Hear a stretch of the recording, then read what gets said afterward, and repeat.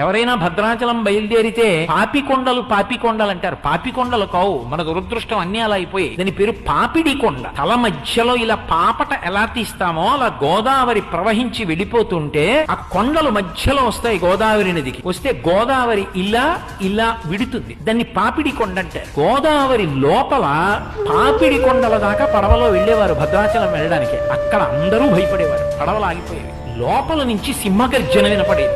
సింహగర్జన వినపడితే ఎవ్వరూ ఏమీ మాట్లాడకుండా పళ్ళెంలో ఎక్కువ కర్పూరం పెట్టి గోదావరికి హారతిచ్చేవారు. హారతిస్తే బుడబుడ చప్పుళ్ళు, పెద్ద పెద్ద బొబ్బలు, సింహగర్జనలు ఆగిపోయేవి. ఆగిపోతే ఆ పక్క నుంచి పడవ భద్రాచలం వెళ్ళి ఏంటి ఎందుకు వస్తుంది ఇలా? ఏ పడవ వెళ్ళినా వినపడుతుంది. ఎందుకు ఇలా వినపడుతుంది అని కొంతమంది ఔత్సాహికులు ఏం చేశారంటే గజగీతగాళ్ళని పట్టుకొచ్చి పెద్ద పెద్ద వలలు పట్టుకుని పడవలతో వెళ్లి అందులోకి దూకి ఎక్కడి నుంచి బొబ్బలు సింహగర్జన వినపడుతుందో అక్కడ వలలు వేశారు.